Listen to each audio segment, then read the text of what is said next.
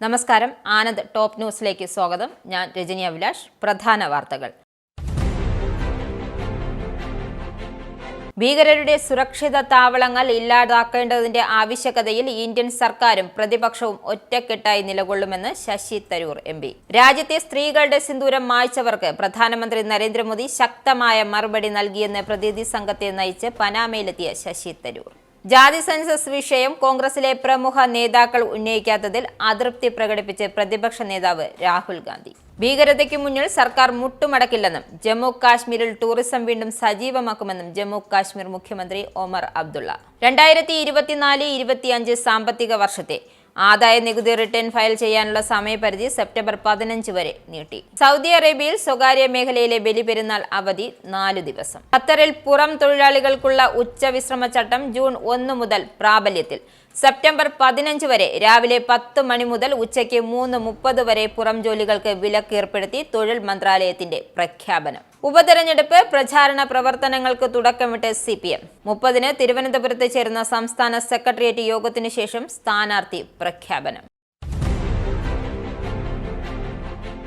വാർത്തകൾ വിശദമായി. ഭീകരരുടെ സുരക്ഷിത താവളങ്ങൾ ഇല്ലാതാക്കേണ്ടതിന്റെ ആവശ്യകതയിൽ ഇന്ത്യൻ സർക്കാരും പ്രതിപക്ഷവും ഒറ്റക്കെട്ടായി നിലകൊള്ളുന്നു എന്ന് ശശി തരൂർ എം.പി.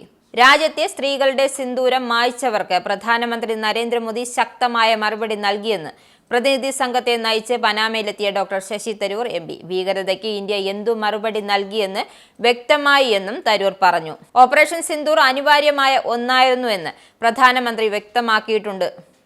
പാകിസ്ഥാനിലെ തീവ്രവാദ കേന്ദ്രങ്ങളുടെ ആസ്ഥാനം ഞങ്ങൾ ആക്രമിച്ചു. ഒരു യുദ്ധം ആരംഭിക്കാൻ ഞങ്ങൾക്ക് താല്പര്യമില്ലായിരുന്നു. പക്ഷേ ഒരു തീവ്രവാദ പ്രവൃത്തി ശിക്ഷിക്കപ്പെടാതെ പോകരുതെന്ന് ഞങ്ങൾ കരുതിയെന്നും തരൂർ പറഞ്ഞു. ഭീകരരുടെ സുരക്ഷിത താവളങ്ങൾ ഇല്ലാതാക്കേണ്ടതിന്റെ ആവശ്യകതയിൽ ഇന്ത്യൻ സർക്കാരും പ്രതിപക്ഷവും ഒറ്റക്കെട്ടായി നിലകൊള്ളുന്നുവെന്നും അദ്ദേഹം വ്യക്തമാക്കി. നാം എല്ലാവരും വ്യത്യസ്ത രാഷ്ട്രീയ പശ്ചാത്തലങ്ങളിൽ നിന്നും ഇന്ത്യയുടെ വിവിധ ഭാഗങ്ങളിൽ നിന്നും വന്നവരാണ്. പക്ഷേ ദേശീയ ലക്ഷ്യത്തിൽ ഞങ്ങൾ ഐക്യപ്പെട്ടിരിക്കുന്നു എന്നും തരൂർ കൂട്ടിച്ചേർത്തു. ജാതി സെൻസസ് പ്രഖ്യാപനത്തിന് കേന്ദ്ര സർക്കാരിനെ നിർബന്ധിതരാക്കിയെന്ന് വിശ്വസിക്കുമ്പോഴും കോൺഗ്രസിലെ തന്നെ പ്രമുഖ നേതാക്കൾ വിഷയം ഉന്നയിക്കാത്തതിൽ പ്രതിപക്ഷ നേതാവ് രാഹുൽ ഗാന്ധി അതൃപ്തി പ്രകടിപ്പിച്ചു. സംവരണത്തിന് ഊന്നൽ നൽകി ജാതി സെൻസസ് അടിയന്തരമായി നടപ്പാക്കണമെന്ന പ്രവർത്തക സമിതി പ്രമേയത്തിന് വ്യാപക പ്രചരണം നൽകാൻ സംസ്ഥാന ഘടകങ്ങൾക്ക് AICC ഈ മാസാദ്യം സർക്കുലർ നൽകിയിരുന്നു. എന്നാൽ സംസ്ഥാന ഘടകങ്ങൾ പ്രതികരണമുണ്ടായില്ലെന്നാണ് വിമർശനം. ഡൽഹി സർവകലാശാലയിൽ വിദ്യാർത്ഥികളുമായി നടത്തിയ സംവാദത്തിൽ രാഹുൽ ചർച്ചയാക്കാൻ ശ്രമിച്ചത് ജാതി സെൻസസ് ആണ് എന്ന ആരോപണവും ഉണ്ടായിരുന്നു. അതേസമയം ജാതി സെൻസസ് പ്രഖ്യാപനത്തെ NDA മുഖ്യമന്ത്രിമാരുടെ യോഗത്തിൽ മോദി നേട്ടമായി അവതരിപ്പിച്ചു.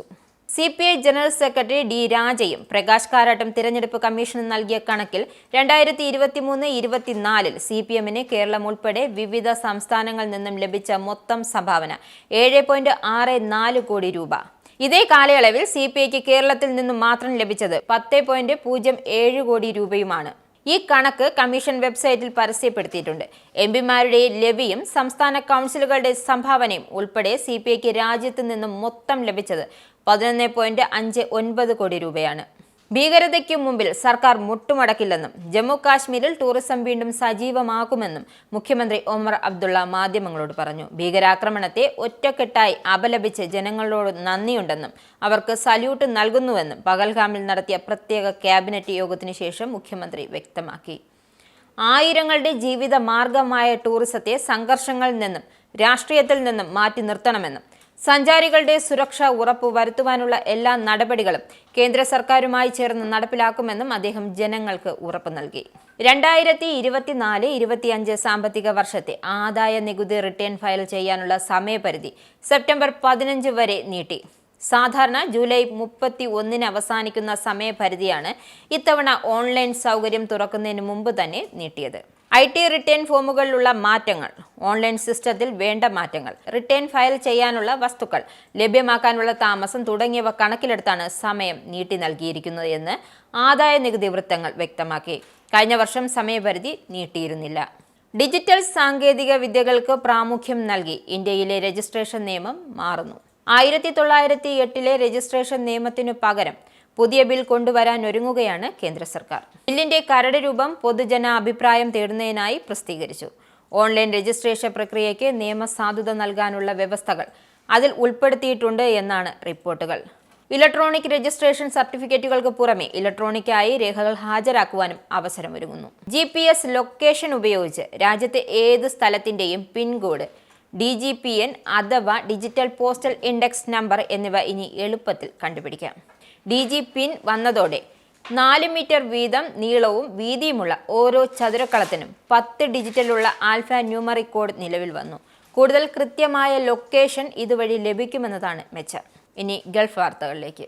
സൗദി അറേബ്യയിൽ സ്വകാര്യ മേഖലയിലെ ബലിപെരുന്നാൾ അവധി പ്രഖ്യാപിച്ചു. 4 ദിവസത്തെ ഔദ്യോഗിക അവധിയാണ് പ്രഖ്യാപിച്ചത്. എന്നാൽ അവധി ദിവസങ്ങൾക്കിടയിലെ സാധാരണ അവധിയായ വെള്ളി, ശനി എന്നീ ദിവസങ്ങൾ കൂടി കൂട്ടി 6 ദിവസത്തെ അവധി ലഭിക്കും. അറഫ ദിനമായ ജൂൺ 5 വ്യാഴം മുതൽ ജൂൺ 10 ചൊവ്വ വരെയാണ് അവധി.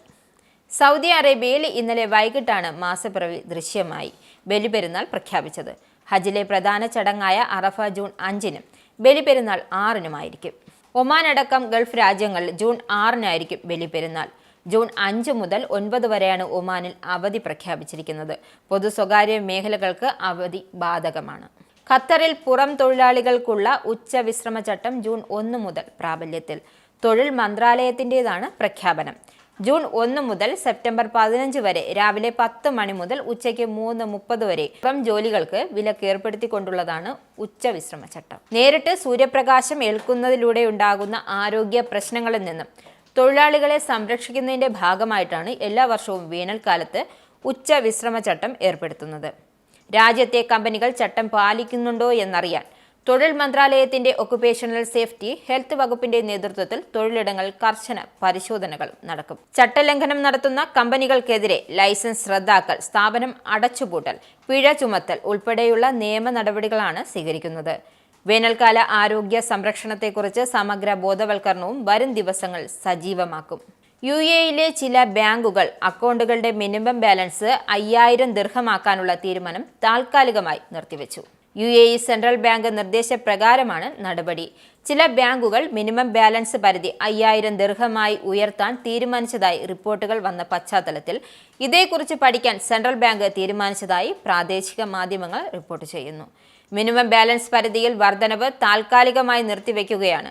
ഇനിയൊരു അറിയിപ്പ് ഉണ്ടാകുന്നതുവരെ തുക ഉയർത്തരുതെന്ന് ബാങ്കുകൾക്ക് നിർദ്ദേശം നൽകിയതായും റിപ്പോർട്ട് വ്യക്തമാക്കുന്നു. ദുബായിലെ വാഹന പരിശോധനയ്ക്ക് ഓൺലൈൻ ബുക്കിംഗ് നിർബന്ധമാക്കി. ഹത്തയിലെ തസ്ജീൽ സെന്ററിൽ ഒഴികെ ദുബായിലെ മറ്റ് ഏതു വാഹന പരിശോധനാ കേന്ദ്രത്തിലും സേവനം ലഭിക്കാൻ ഓൺലൈൻ വഴി മുൻകൂട്ടി ബുക്ക് ചെയ്യണമെന്ന് റോഡ് ആൻഡ് ട്രാൻസ്പോർട്ട് അതോറിറ്റി വ്യക്തമാക്കി. ജൂൺ 2 മുതൽ പുതിയ നിയമം പ്രാബല്യത്തിൽ വരും. ദുബായിലെ 27 സാങ്കേതിക പരിശോധനാ കേന്ദ്രങ്ങളിലും RTA ദുബായ് സ്മാർട്ട് ആപ്പ് അല്ലെങ്കിൽ വെബ്സൈറ്റ് വഴി വാഹന പരിശോധനയ്ക്ക് ബുക്ക് ചെയ്യണം.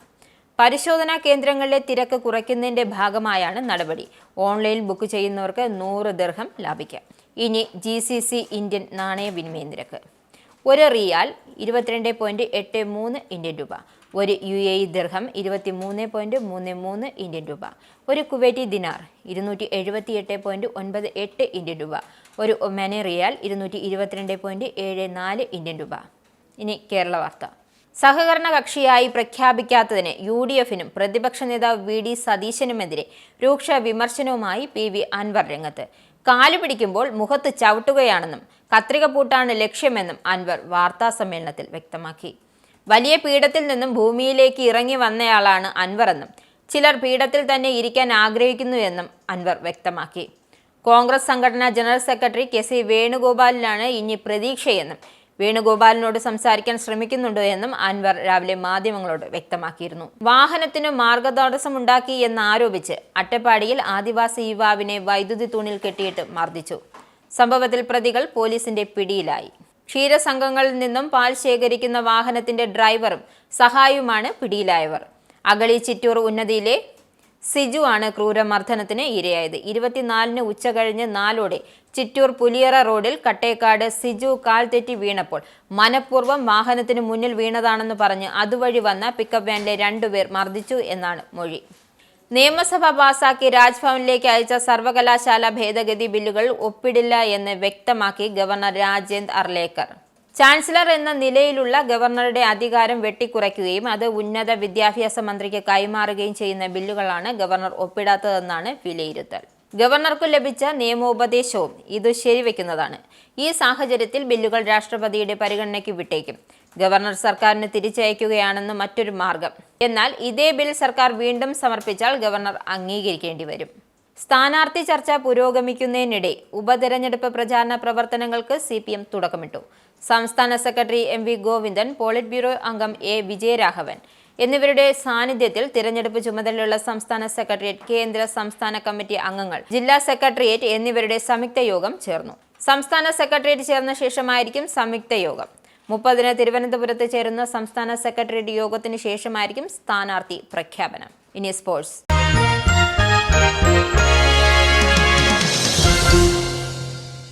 ബംഗാൾ ക്രിക്കറ്റ് അണ്ടർ-23 ടീമിന്റെ പരിശീലകനാകാൻ ഇന്ത്യൻ മുൻ താരം വൃദ്ധിമാൻ സാഹ. നിലവിലെ പരിശീലകൻ പ്രണബ് റോയ്ക്ക് പകരമാണ് സാഹ സ്ഥാനമേറ്റെടുക്കുക. ഔദ്യോഗികമായ സ്ഥിരീകരണങ്ങൾ വന്നിട്ടില്ലെങ്കിലും ബംഗാൾ ക്രിക്കറ്റ് അധികൃതർ സാഹയുമായി ചർച്ചകൾ നടത്തിയെന്നാണ് റിപ്പോർട്ടുകൾ. ഇന്ത്യൻ മുൻ വിക്കറ്റ് കീപ്പർ ബാറ്റർ പുതിയ ചുമതല ഏറ്റെടുക്കാൻ താൽപര്യം അറിയിച്ചെന്നാണ് സൂചന. ഈ വർഷം ഫെബ്രുവരിയിലാണ് സാഹ ക്രിക്കറ്റിലെ എല്ലാ രൂപത്തിൽ നിന്നും വിരമിക്കൽ പ്രഖ്യാപിച്ചത്. രഞ്ജി ട്രോഫിയിൽ പഞ്ചാബിനെതിരെ ബംഗാൾ താരമായ സാഹ അവസാനമായി ഇന്ത്യൻ ആഭ്യന്തര ക്രിക്കറ്റിൽ കളിച്ചത്. അന്താരാഷ്ട്ര ക്രിക്കറ്റിൽ നിന്നും കഴിഞ്ഞ വർഷം നവംബറിൽ സാഹ വിരമിക്കൽ പ്രഖ്യാപിച്ചിരുന്നു. പ്രധാന വാർത്തകൾ ഒരിക്കൽ കൂടി. ഭീകരരുടെ സുരക്ഷിത താവളങ്ങൾ ഇല്ലാതാക്കേണ്ടതിന്റെ ആവശ്യകതയിൽ ഇന്ത്യൻ സർക്കാരും പ്രതിപക്ഷവും ഒറ്റക്കെട്ടായി നിലകൊള്ളുമെന്ന് ശശി തരൂർ MP. രാജ്യത്തെ സ്ത്രീകളുടെ സിന്ദൂരം മായ്ച്ചവർക്ക് പ്രധാനമന്ത്രി നരേന്ദ്രമോദി ശക്തമായ മറുപടി നൽകിയെന്ന് പ്രതിനിധി സംഘത്തെ നയിച്ച് പനാമയിലെത്തിയ ശശി തരൂർ.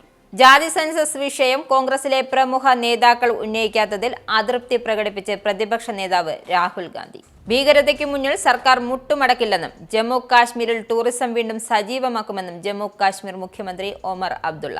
2024-25 സാമ്പത്തിക വർഷത്തെ ആദായ നികുതി റിട്ടേൺ ഫയൽ ചെയ്യാനുള്ള സമയപരിധി സെപ്റ്റംബർ 15 വരെ നീട്ടി. സൗദി അറേബ്യയിൽ സ്വകാര്യ മേഖലയിലെ ബലിപെരുന്നാൾ അവധി 4 ദിവസം. ഖത്തറിൽ പുറം തൊഴിലാളികൾക്കുള്ള ഉച്ചവിശ്രമ ചട്ടം ജൂൺ 1 മുതൽ പ്രാബല്യത്തിൽ. സെപ്റ്റംബർ 15 വരെ രാവിലെ 10 മണി മുതൽ ഉച്ചയ്ക്ക് 3:30 വരെ പുറം ജോലികൾക്ക് വിലക്ക് ഏർപ്പെടുത്തി തൊഴിൽ മന്ത്രാലയത്തിന്റെ പ്രഖ്യാപനം. ഉപതെരഞ്ഞെടുപ്പ് പ്രചാരണ പ്രവർത്തനങ്ങൾക്ക് തുടക്കമിട്ട് CPM. 30-ന് തിരുവനന്തപുരത്ത് ചേരുന്ന സംസ്ഥാന സെക്രട്ടേറിയറ്റ് യോഗത്തിന് ശേഷം സ്ഥാനാർത്ഥി പ്രഖ്യാപനം. ഈ ബുള്ളറ്റിൻ സമാപിക്കുന്നു. നമസ്കാരം.